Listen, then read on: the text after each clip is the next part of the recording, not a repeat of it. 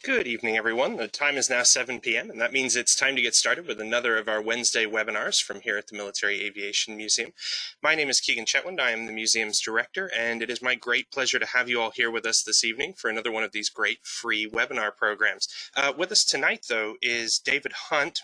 He was a prior director here at the museum, but has continued as a museum volunteer. He actually has the distinguished honor of having been the first director and is largely responsible for laying the foundation of the museum that we all enjoy here today.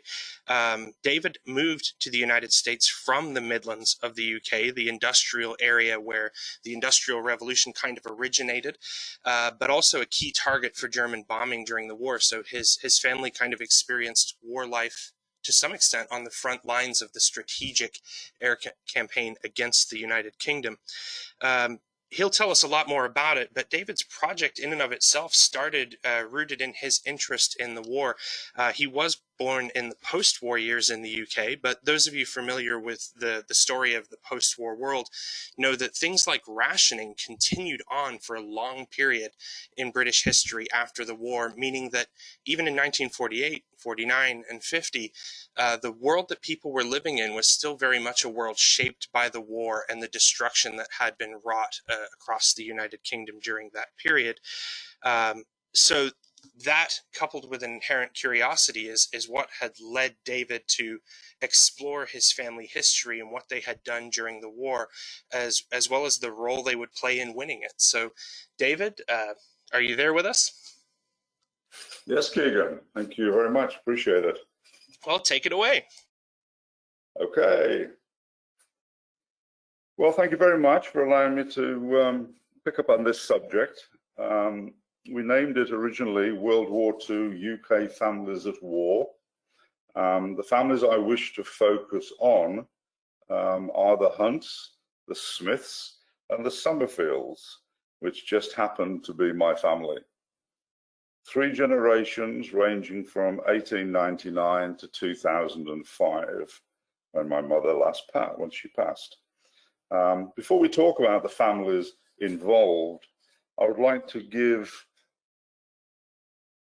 some background of the area where they lived, and also the scale of how things escalated in such a short period of time. Our families lived in a town called Walsall, which is only 9 miles from the city of Birmingham.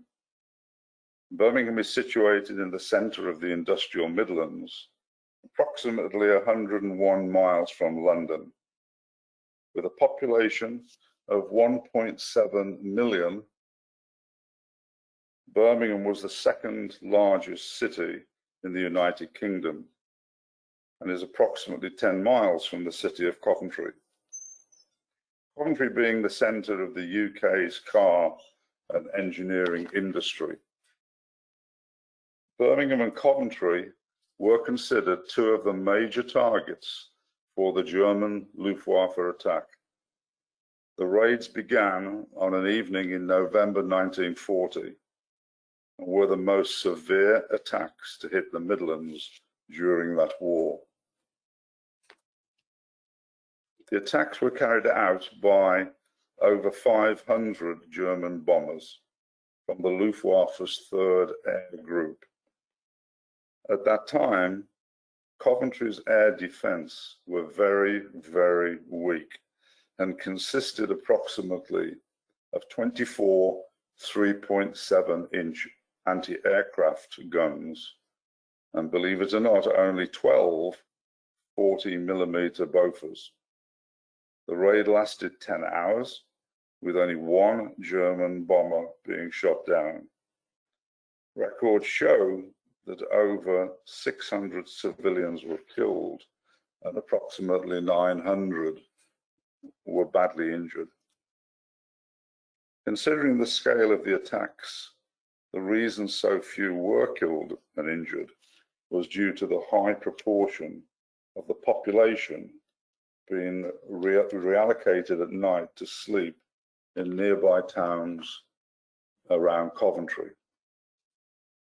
And the surrounding areas had approximately 79 public air raid shelters holding between 20,000 and 30,000 people, contributing to the such few deaths and injuries. During the raids, the Luftwaffe dropped over 500 tons of high explosives, including 50 parachute air mines and 360,000 incendiary bombs. In those days, it took German planes approximately 45 minutes to fly from the French airfields to the centre of England, giving us very little time for preparation. At that time, many automobile and engineering factories had started to be converted into manufacturing assembly lines for planes, tanks, trucks, guns, and ammunition products. The majority of the non-enlisted civilians were put to work supporting the war effort in those factories. In 1939, conscription, mandatory enlistment, men were between the ages of 18 and 41. By 1942, the maximum age was adjusted to 51 for males.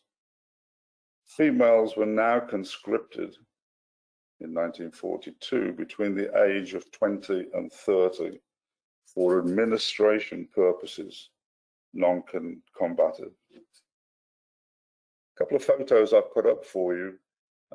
You'll recognize the one, obviously, of the Prime Minister, Winston Churchill, walking through the Coventry Cathedral. This is before it was started to be cleaned up. And some of the mess around Coventry was, well, it was terrible, and never really got put together back to working as a city for many, many years. The great majority, excuse me, of non-enlisted population of the maximum ages were put to work in a variety of positions, supporting the war effort. Only exception to this were disabled men over the age of 51, pregnant ladies, and women with very young children. However, this group of civilians were also placed in support positions with farmers, coal miners, engineers, ambulance drivers, firefighters, air raid wardens, and mechanics.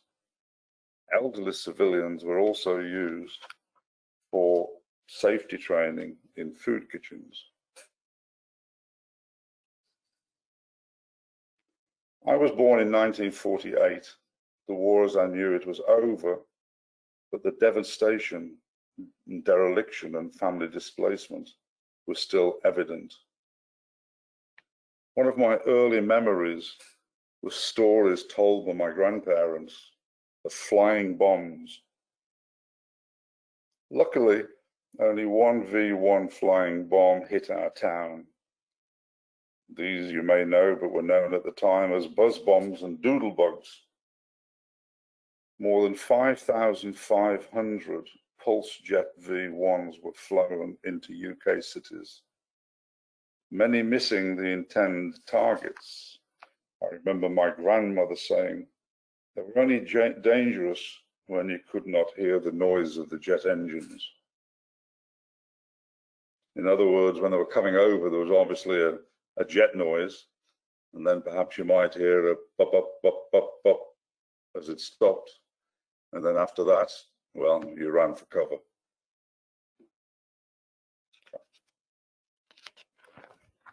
Put a couple of photos there just to show you a couple of bombs, one coming down in the Midland area, south of Birmingham. The other one was quite an interesting photograph of a Spitfire tipping a V1 bomb, wing to wing. This was done hopefully in rural areas before they got to any of the major cities. Unfortunately, they did go down in the rural areas. I'm sure there were some casualties, but none like those in the cities where some of them did land. I'm going to talk now more about the family and the family at war, and go through my family and what their position was and how they coped. In 1939, my father was enlisted into the war, joining the North Staffordshire Regiment. He spent most of his time in the war as a gunner. Then in 1944, he was reassigned to the UK's east coast, not too far from Goxall Town. Being assigned to a small UK-US group, later known as the Ghost Army. The Ghost Army was a group of manufactured and assembled inflatable trucks, tanks, and guns. This was a US-inspired operation. The operation was kept a secret for more than 40 years. When I used to ask my father, as boys did, "What did you do in the war, Dad?" With a smile on his face, he would often tell me, "I used to blow things up." And David, thinking, well, my dad was a gunner, he used to blow things up. Little did I know, did I get the joke of the inflatable side of blowing things up. And many, many years I found out from an uncle that this is what he did. He was in the manufacturing part of putting together tanks and guns. In later years, I found out what the Ghost Army was. The Ghost Army was a United States Army tactical deception unit made of approximately 1,100 men. Some people look at this photograph and think these men must be really super strong, but now you know the story. For a few months after D-Day, when they landed in France until the end of the war, they put on traveling road shows, utilizing their inflatable tanks, the trucks, fake radio transmissions, and scripts of pretense. They staged more than 20 battlefield deceptions, often operating very close to the front lines. And their story was kept a secret for over 40 years, and this operation still remained classified until 2013, when a PBS documentary naming the operation the Ghost Army.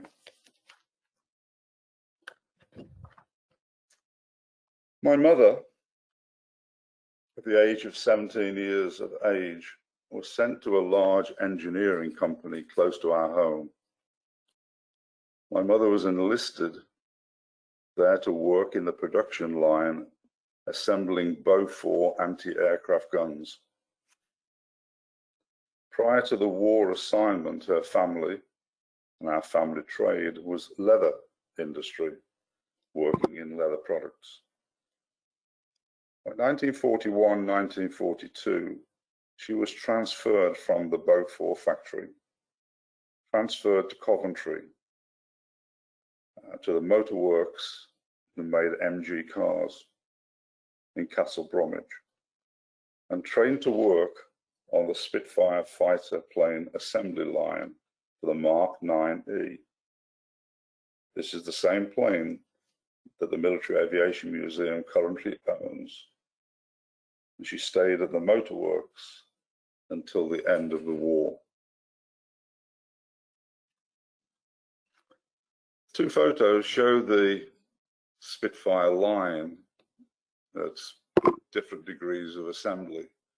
I could find out more, and I spoke to my mother in later years that she worked specifically on wiring and would travel up and down the production line.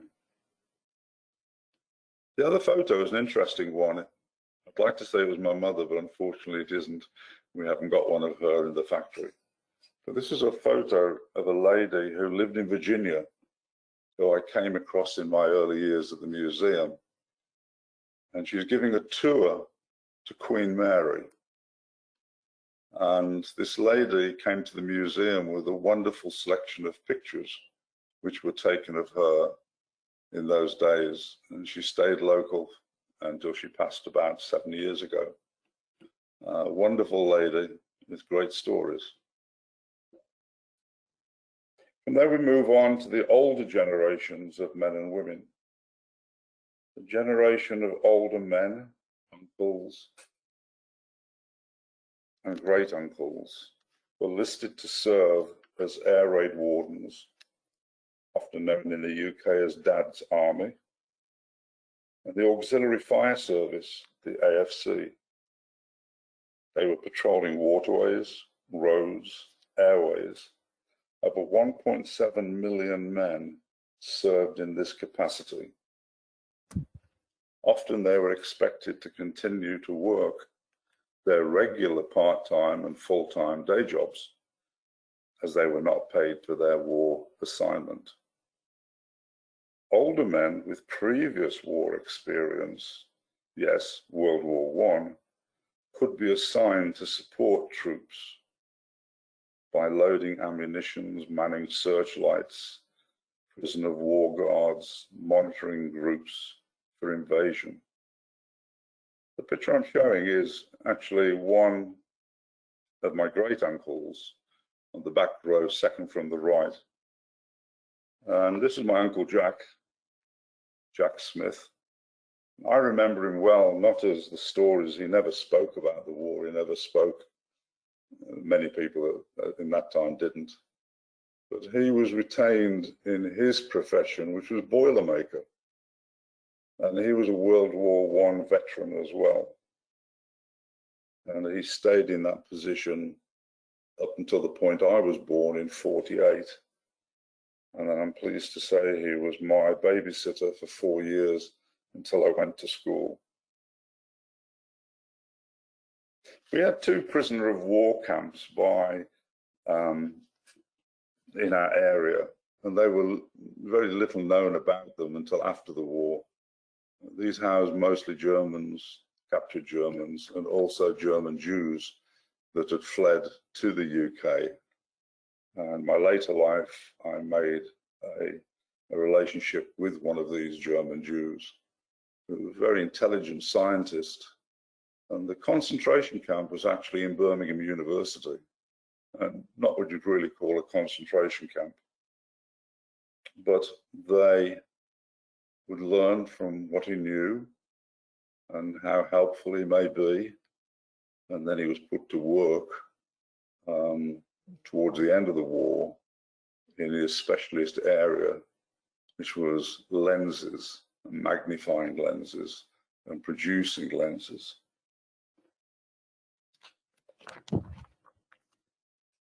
My 2 grandfathers, both in their 50s, continued with their daily jobs. One was a coal miner and the other was a railroad engine driver. To benefit the war effort, they did this throughout the war. Unfortunately, I never met my one grandfather, the coal miner, as he died from a mining accident prior to my birth. He died in 1945. His back was broken and he passed away at home.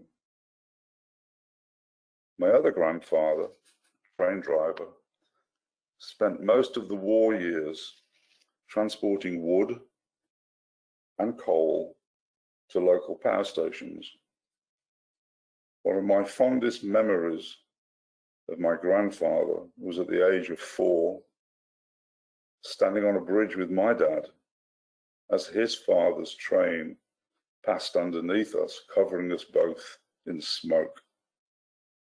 This photo, which I'm showing, is my grandfather's train with my grandfather prior to his retirement from the railroad in the mid-1950s.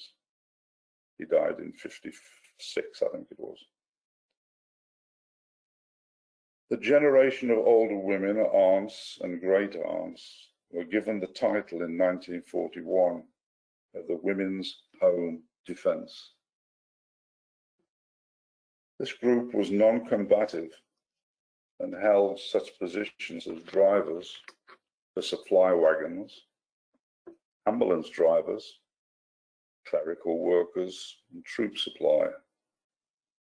Two of my aunts and one of my great aunts were skilled leather workers.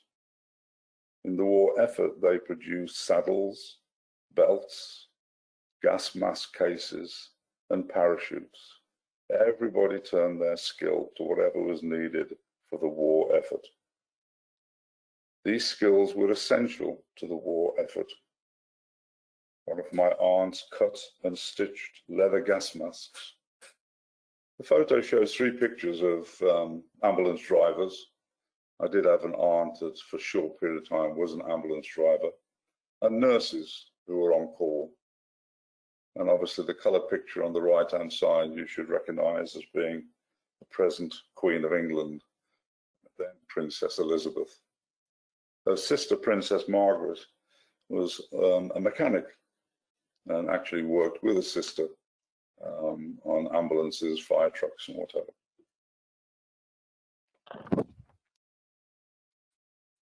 One of my aunts, great aunts, worked on manufacturing gas mask cases. Another great aunt worked on making Sam Browne belts. She used to tell me that she dressed most of the British Army. And of course, I believed her. My grandmother, a hand stitcher, assembled and stitched equestrian saddles. Also, as a young apprentice, she made saddles in World War I for military horsemen. All of the British World War I saddles were made in my hometown, Walsall. Grandmothers were also wardens, used in training of supervisory skills and the use of gas masks, running soup kitchens, and the assembly of Anderson shelters. This picture, young boys being trained on how to use gas masks. Bottom left is actually a team of bakers baking bread whilst wearing gas masks. Just imagine that. And the one on the right is a lady with her baby. We had several of these in the house, as I remember, with an aerator for the baby.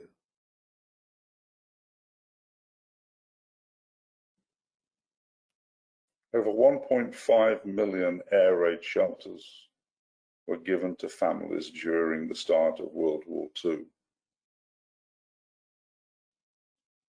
In areas likely to be bombed, priority was given to cities like London, Birmingham, Manchester, and Liverpool. Another high priority was also given to the shipping ports. Picture shows, typical picture, remember, we had one like the one on the left, which was at the bottom of the garden and was made from really any scrap iron, I think, that was available.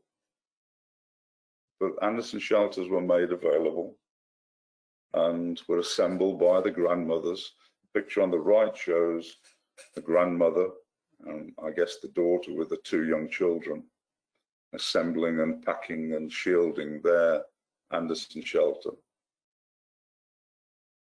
Over 1.5 million air raid shelters were given to families during the start of World War II in highly likely areas to be bombed. Priority was given, as I said, to London and Liverpool and Birmingham. Also, there's a photo there of the London Underground, or the tube station, which is honestly where people lived for weeks and weeks. And there were food kitchens set up down there because in London, this was by far the safest place to be. My grandmother built our neighbourhood air raid shelter, and this was for 5 families. Another was a brick shelter that we had, was built on the side of our family home to house babies and small children. Grandparents with green thumbs were also encouraged to take on what was called allotments. The government allotted small plots of land situated in the cities, often on or around old bomb sites, to make travel a little bit easier. Families would be given lists of vegetables to grow. One would do potatoes, one would do beans, one would do whatever, and they would share these out. The produce would be exchanged amongst families first, and food is also sent to local markets. These allotments still exist today and are very popular with both the young and the old. Currently, we have 2 World War II allotments in our family. They've somewhat changed now. They're rather more modern, have running water and electricity. And normally a little store in the middle or a little warehouse where food can be stored before it's dispatched.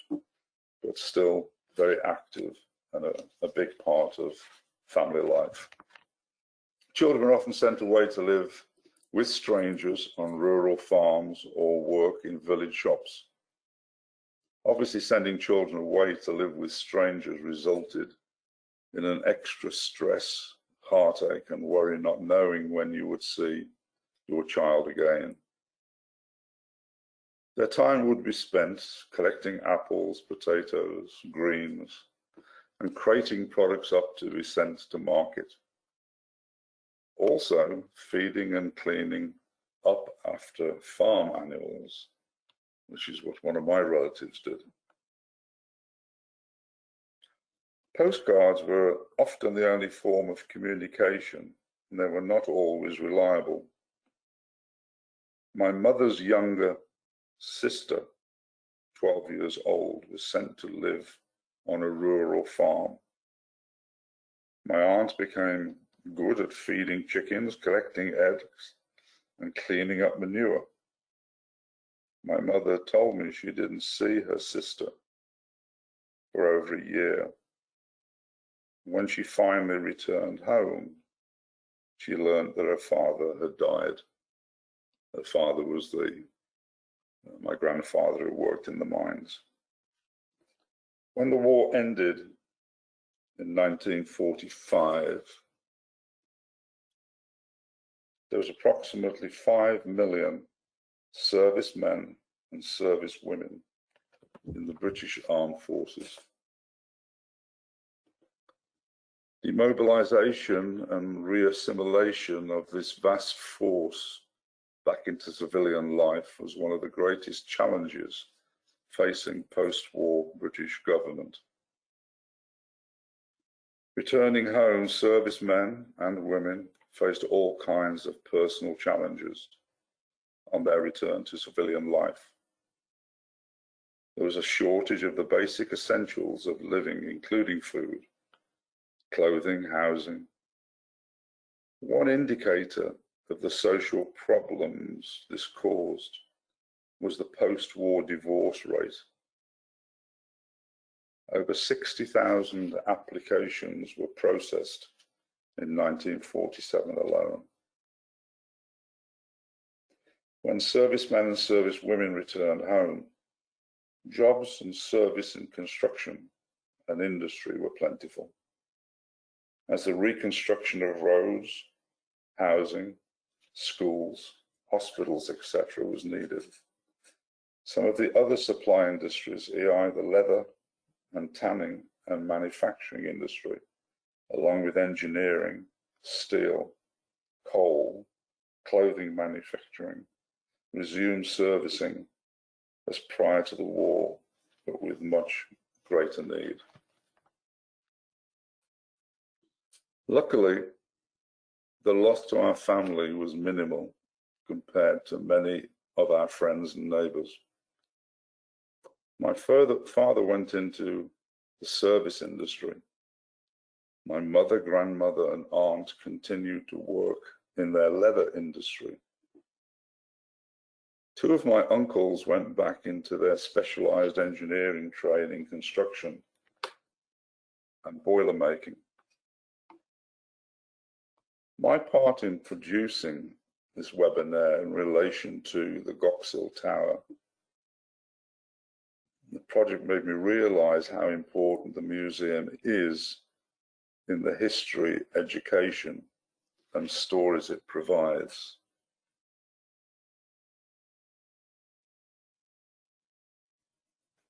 I have visited and worked with many museums and aviation museums around the world, and I can fully appreciate how unique the Military Aviation Museum is.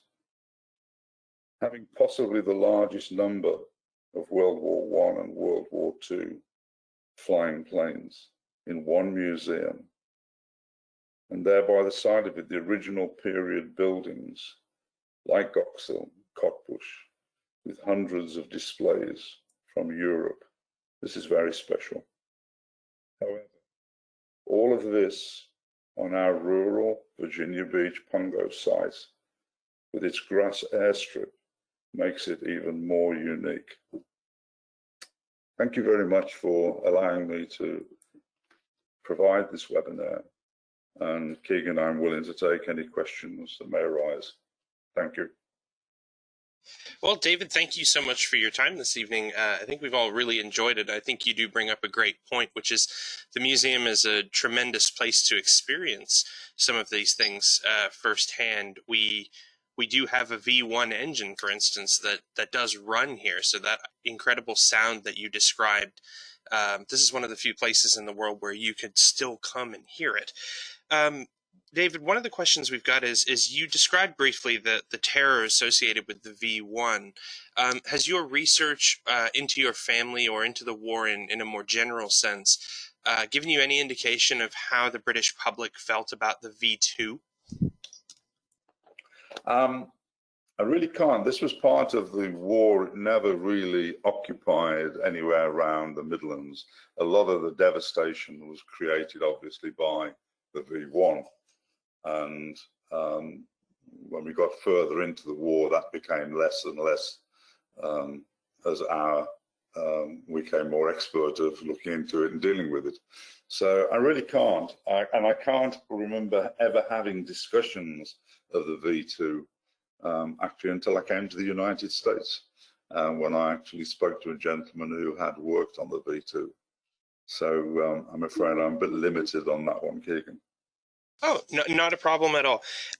You shared some incredible photos of gas masks in use, and obviously those who visited the Goxhill Tower and the exhibits within it will likely have seen some of those same types of gas masks on display. They were used extensively in drills, but never called upon to be used as a result of German bombing. The Germans just chose not to gas British cities. David, do you have any indication as to why they didn't? No, I know that there were very important that drills were covered and they were done. How the news and the information got around, I'm not too sure, but it seemed evident that it was going to happen. And I can tell you from the production of the one leather goods factory that I was involved with, many thousands of gas masks were produced. Whether they were ever used actually in the Midlands or England or other parts of Europe, I don't know, but they were produced and they were there for everybody who was trained to use them. And I do remember having a vision of one when I spoke about the air raid shelter. The brick air raid shelter was built on the side of our house. I first went in there at about 4 years old, and I saw this, what we would call a pram, a perambulator in wicker, with a wicker canopy, with a gas mask built into the perambulator. And I asked the question, and it had never been used, and people really knew very little about it. So you're absolutely right about the use of that. But nothing, as far as I know, in my town and my area was gas ever experienced. We've got a bit of perhaps a personal question here, David. How did the devastation that remained from World War II shape your childhood, specifically your memories early on? Was there still rubble in the streets and so on? Yes, when I travelled a little bit out of my area in Walsall to Birmingham, Coventry, West Bromwich, Castle Bromwich, where the Spitfire factory was, it was very evident. Later in life, when I was 5, we moved out of the centre of Walsall into a more rural area, and I remember them having there a dump where all the old ammunition, vehicles were being put into a lake, covered over. And I remember a lot of this going on, and it was quite normal, I hate to say, as a 6- and 7-year-old to go playing in the fields wearing a gas mask. This was something you play with what was available. And I know a lot worse things happened with ammunitions being left, live ammunitions being left, and accidents that happened. But yes, we didn't have any cars or vehicles until the 60s. So, we mostly relied on public transport or by walking. And I know having to walk to like the doctors or walking to the hospital, which we had to do many times, it was a 5 or 6 mile walk. And I have those visions still in my mind of the buildings that well into the 50s, the late 50s, were still demolished and left on the side of the road. One of the other interesting things that took a while to normalize afterwards was the food supply and fuel to some extent stockpiles in the UK. Do you have any recollection of rationing, or had it ended by the time that you really have access to memories? No, I do remember that. I remember lining up at an old school with my mother and rationing books. I remember going and picking up our milk. And for me in particular, children in particular at that age, orange juice. We used to get bottles of orange juice, which we used to have. And we used to have to go and collect those. And likewise, we'd probably bring them back in a perambulator, in a pram. Didn't have shopping carts in those days, I'm afraid. But the rationing definitely was a very large part of the early to mid 50s. I can't say so much on clothes, but definitely on food, fresh food, dairy products. And I remember gasoline was also an issue at one stage. So from what I recollect, they were the main areas. David, obviously the war ended for Britain on the same day that it ended for the US, 75 years ago today, in fact. But the impact carried on a lot longer in Great Britain. Can you perhaps talk about when it was really all over? When was the sort of pain and difficulty created by the war finally overcome in the UK? When I went into high school in the 60s, I remember going on field trips, and then we would have history lessons. And those history lessons would be on World War I, World War II. And I remember then being a big part of this and having a lot of knowledge, and a lot of people shared knowledge. The poverty was still there. People still didn't have cars. You may have had a motorbike or pedal bikes, a bicycle. But there was still a lot of that going on into the 60s. And buildings and roads, we didn't start to see major road structure being built like your interstate. We had what we called our motorways, and the M1 and M5 and M6 didn't really come until the early part of the 60s, until the road structure started to get into place. I think once you start getting into the next generation, you know, a lot of people had passed from the war, people then really wanted to forget about it and look forward. We had special houses built for us. Our houses were knocked down in the 50s and we were moved from the towns, and there was this vast explosion of new developments, new houses that were built by councils. And I remember that when we went there, you know, we had our first indoor toilet, you know, we had our first washing machine, we had our first hot water. And this was all in, I would say, 58, 59, 60. So that was a period then that started to look good because you could see the improvements, you could see the benefits. And I think then the memories started to fade. David, one of the things that kind of allowed World War II to be as far-reaching a transformation for the United States was the GI Bill. Was there an equivalent piece of legislation in the UK to look after British soldiers, to provide them, economic mobility and opportunity after the war?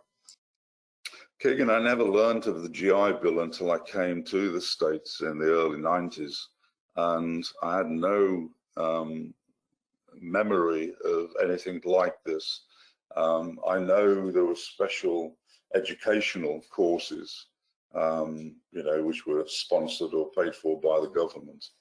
I know people were encouraged to go into certain industries and to put their time in education. Travel was starting to become, people were very nervous about travel, especially to Europe in those days. And I remember, you know, my first trip to Europe was a scholarship I won in the late 60s. It included a month in Germany, a month in Frankfurt and Offenbach, a month in Paris, and a month in Italy. And I remember at the time, my family were distressed that David was going to take this 3-month trip to Europe to study over in these countries. And they felt a very bad time. But I think, as I said, come to the mid-60s, things started to lift and people started to move. Houses were built, facilities were improving all the time. So, but the GI Bill, not really. I mean, it was, you know, sponsorship by the government, yes. Apprenticeships to people like me, yes. And I think this is the way it happened. David, one of the interesting things when we're working with school groups and things like that out here at the museum is helping them understand that families followed the progress of the war by radio broadcast and by print materials. Do you have any recollection of the role that radio played in the household? I remember our first television in 1955, and it blew up, and my dad blamed the Germans. I mean, that's that I can remember quite well. He said it was the Germans that did it, just as we have problems, I guess, with the Russians today. But anyway, no, I think definitely we were all centered around the radio. Everybody had 1 or 2 radios. Televisions obviously didn't arrive until 53, 54. In fact, we had hours for the coronation of Queen Elizabeth, and ours was the first in the neighborhood, and all the neighbors came round to watch the coronation. But prior to that, we had music on a vinyl record player, and we had radio on a very old looking radio that we had there. But I don't remember any discussions about any listening to anything, you know, war-wise, or what was happening with the movement and of the war itself.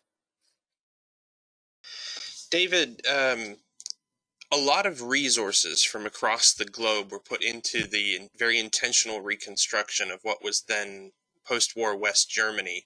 Did that create any animosity in the average British household, to your knowledge?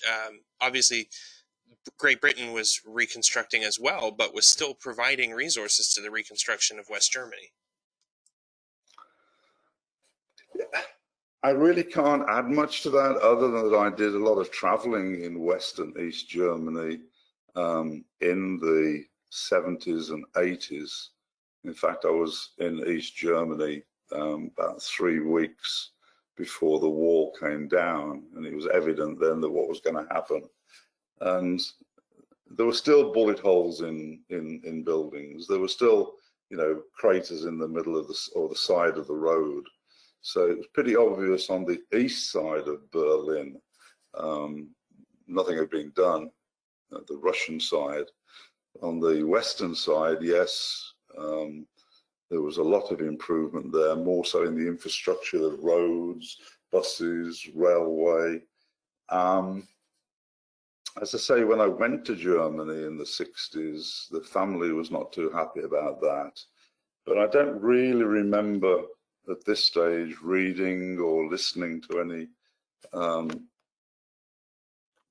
information about how unfairly treated we were or what was being done for them. No, I can't say that.